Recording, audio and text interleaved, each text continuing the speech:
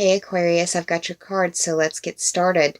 The card that popped out while I was shuffling was the Seven of Wands.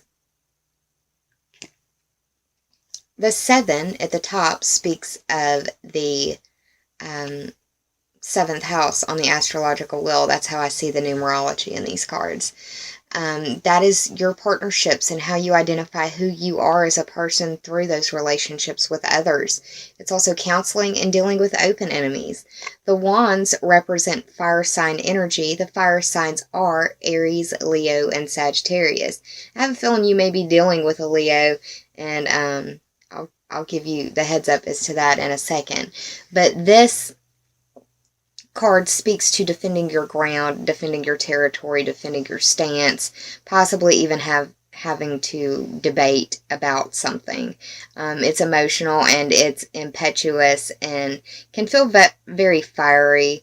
It's probably an emotional based debate if that's the case that you're dealing with. I see this arguing or dealing with people in the mall or whatever, doing your shopping. Looking for those deals and being mad that somebody got it or something like that.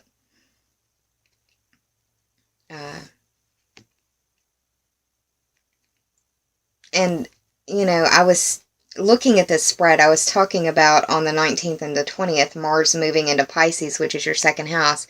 That's impulse in the second house as well. So it could be that you are impulse buying or reactionary spending in some way. Be careful of that.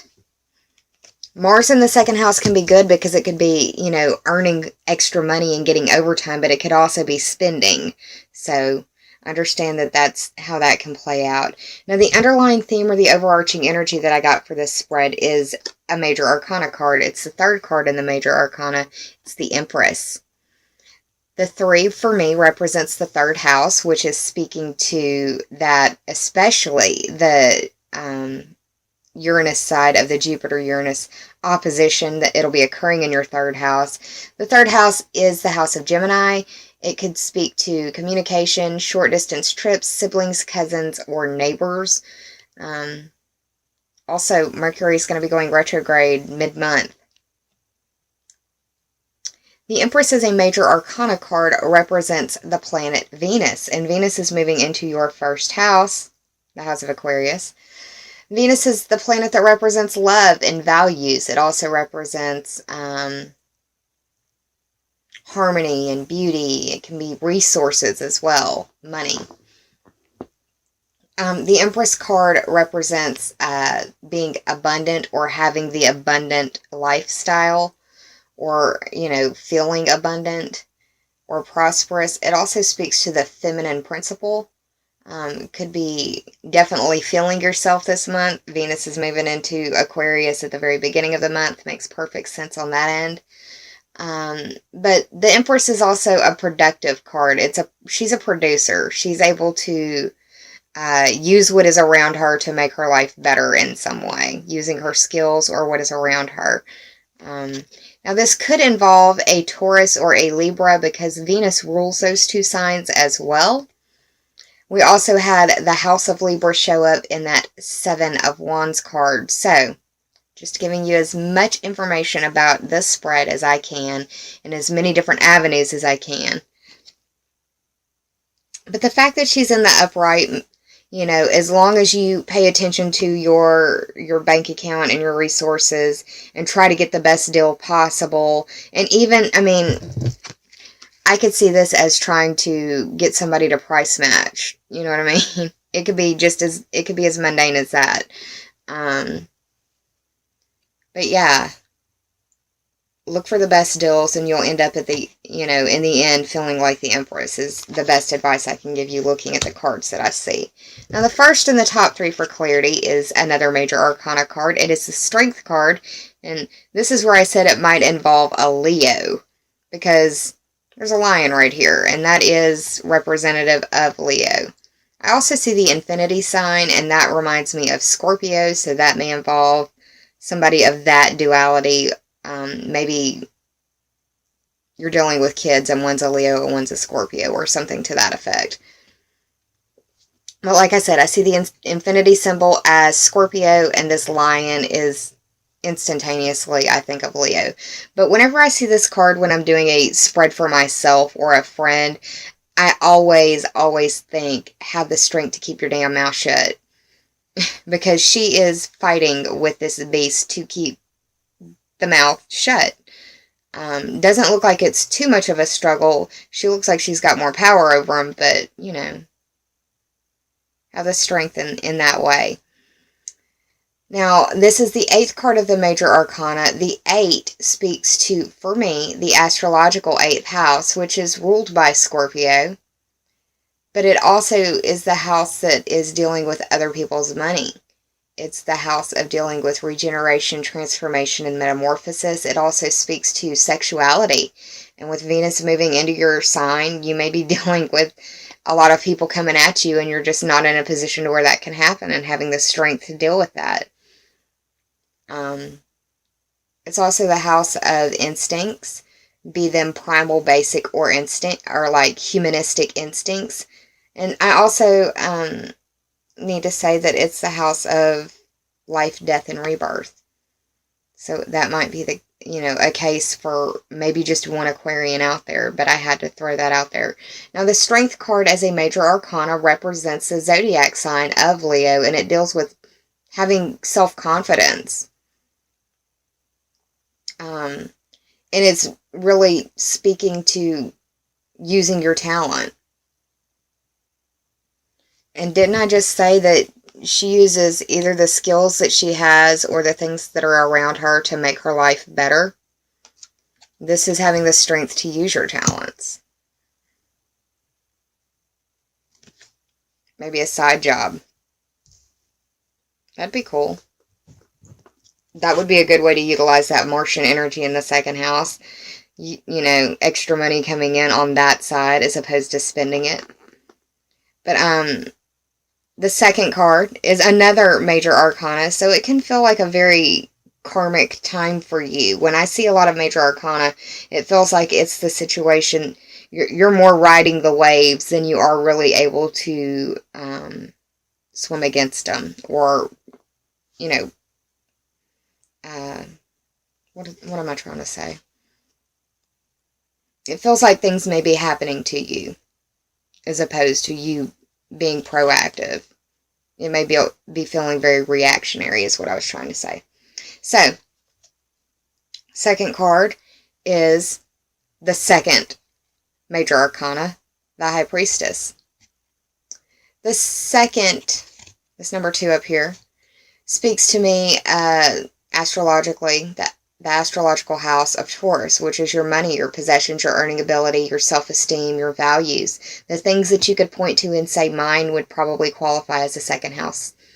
Now, this High Priestess as a Major Arcana card, she's representative of the moon. Now, we're having a full moon in your 5th house.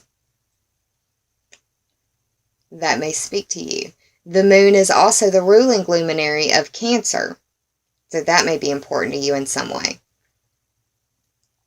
But she represents the unconscious. She represents response, and she represents feeling and intuition.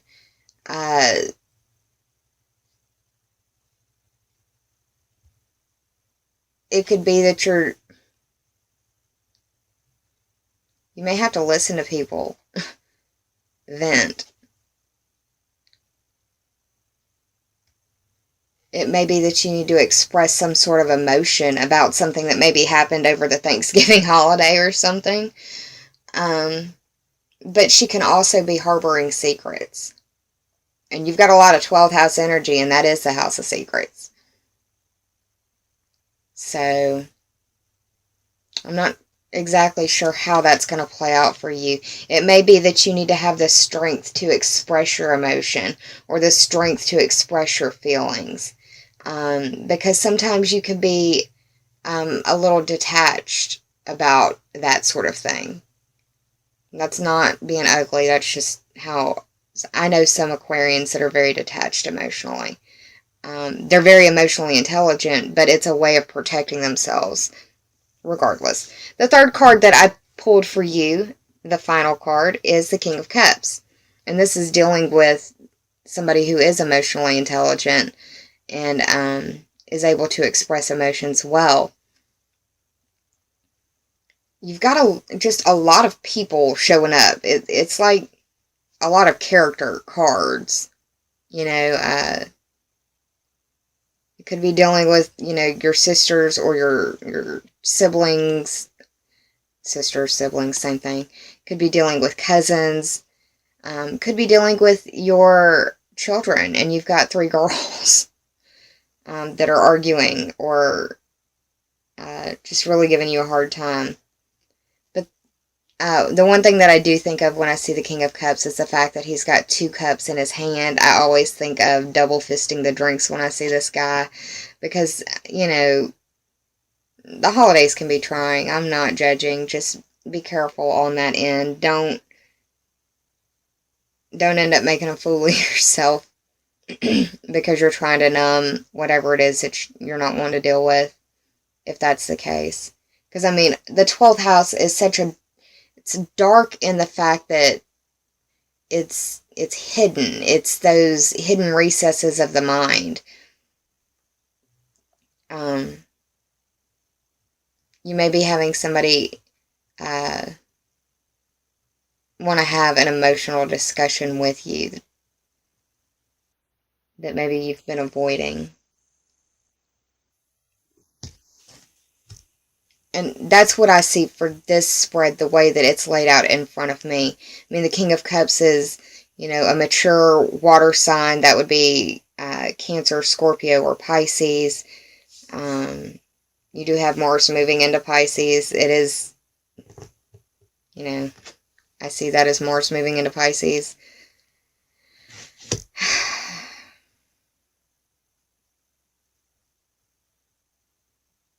It's like the month starts out feeling defensive or defending your ground or arguing about something or having people come at you.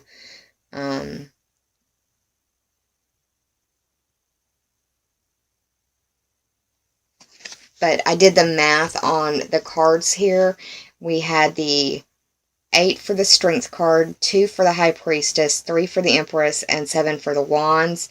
That totaled up to be 22 plus 0 is 2, and that is speaking to the house that Mars is moving into, your second house. So just be very careful with the spending. I would much rather see you use the Martian energy towards either working out to benefit your self-esteem, or doing overtime at work, or doing extra odd jobs or something to get money in that second house, as opposed to you spending the money, is how I would like to see it play out for you if, I had my druthers. Now, for the oracle cards that I pulled for you, the first is Diving for Light. And I really see this as almost a, Dark Night of the Soul card, because you have to go through some really deep waters to get through to the light. One of the first things that I think about when I see this card is that without darkness, there is no need for light. So the fact that you've probably undergone a dark time or dark times, you may just be reminiscing about it, but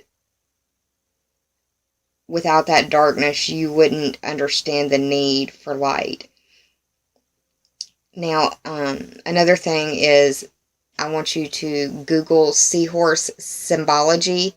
That can be spirit totem or spirit animal, however you choose to Google it. But I feel like there may be messages as well for you there, because there's a lot of seahorses in this card.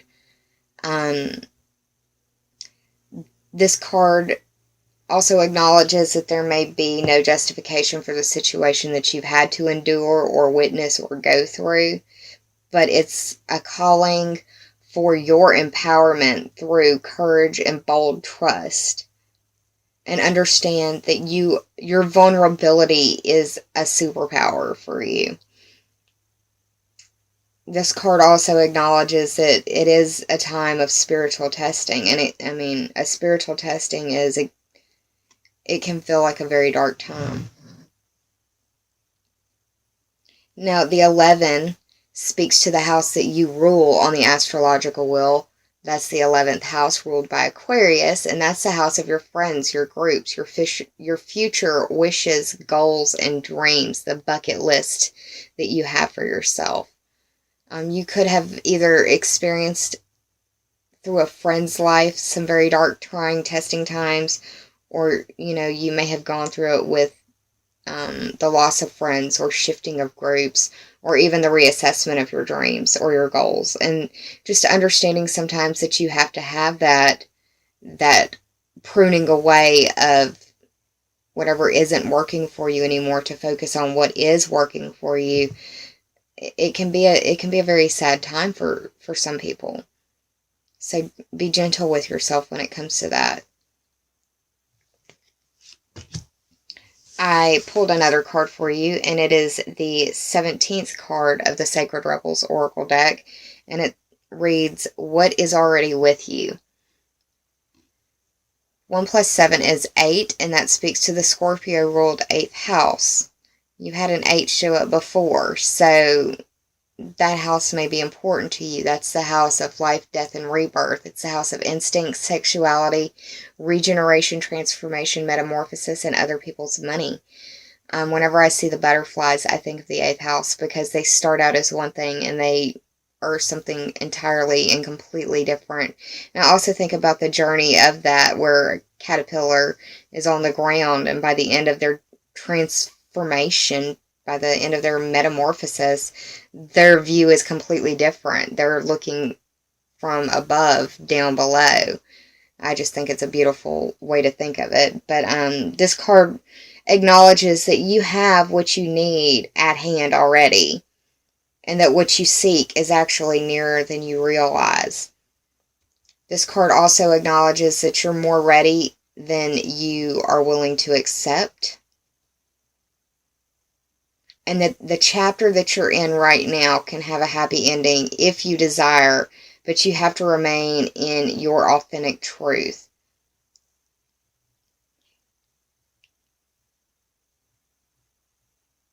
This card also indicates that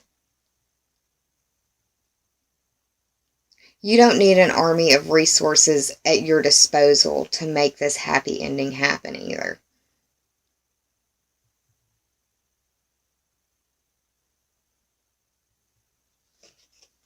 So yeah, Aquarius, a lot of energy going through the 12th house. Embrace your authenticity. Stick with it. Understand that what you've been through has been either for you to learn something or to just make you a better person. Sometimes that can be the hardest thing to hear when you're going through hell, I know.